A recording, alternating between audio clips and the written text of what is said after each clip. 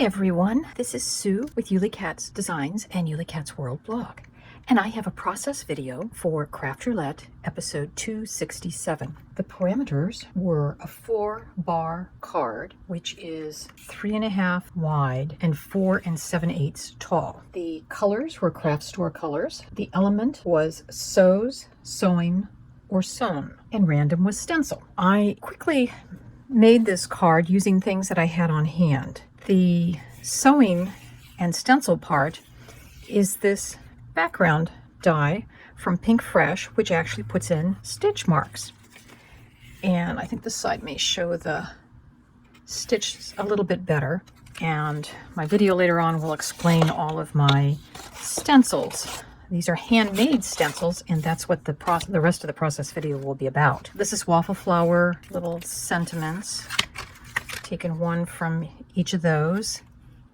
And I've used a Karen Berniston pop-up die to get that, and Karen Berniston charm dies to get those. So that was the little twist pop-up panel and her sewing charms.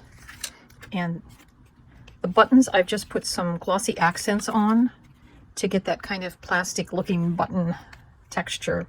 These inside background papers, I was going through my stash and I found this sheet of paper that I had used the Spellbinder stamp and had done a piece over here, which is what I cut the mechanism panel out of.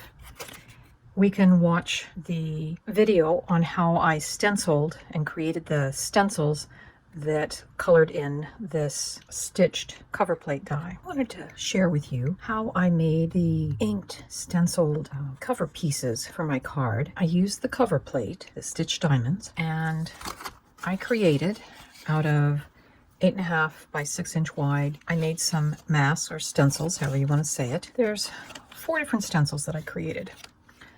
This first one, I cut out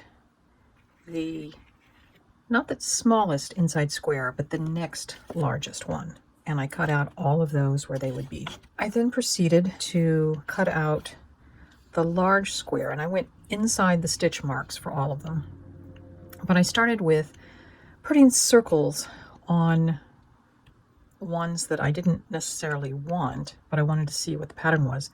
Then I took and sketched out what needed to be taken out. And you can see on this one, I started to do basically every other one, but then I realized if I did that, there would be nothing to hold in these squares. This is basically how I started, but I created 2 different ones, but they complement each other. And then the last one is just the very tiniest of them. I like to stencil on my gel plate, so I'm going to try to recreate this pattern that I did. Is the best to start with. And I just took my craft knife and a metal ruler, cut out these squares, and we'll start with salvage patina.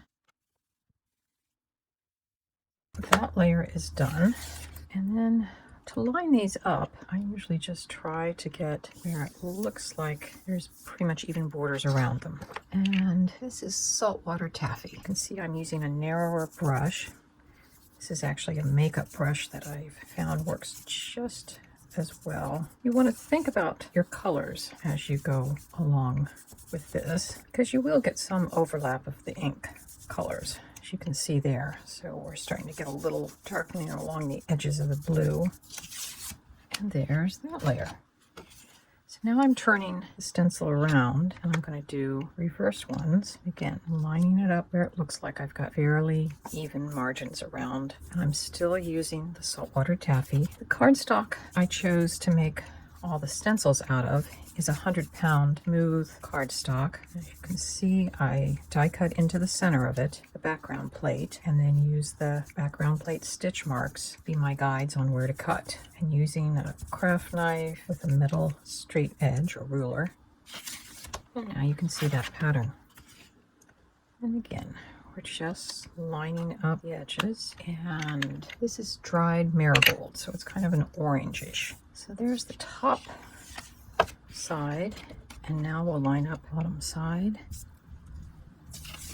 And there's all of our main pieces. And now line this up. And now I'm going to take blue print sketch ink to do the centers. I'm just using a small brush And there is our finished stenciled piece. And just to make sure that I've met all the parameters, this is a 1, 2, 3.5 inch wide by 1, 2, 3, 4, 5.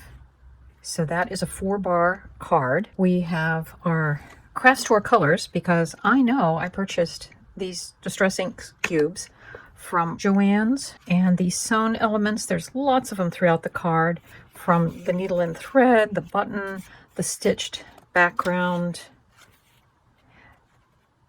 and all of that. And I had to make it a pop-up. So this is one of the few pop-ups that I could think of that I was pretty sure was going to fit into this size card. Of course, the background is stenciled. So I think I've met all the parameters. I hope you got some inspiration from this video, and we'll see you next Friday when Craft Roulette is live again. Bye-bye.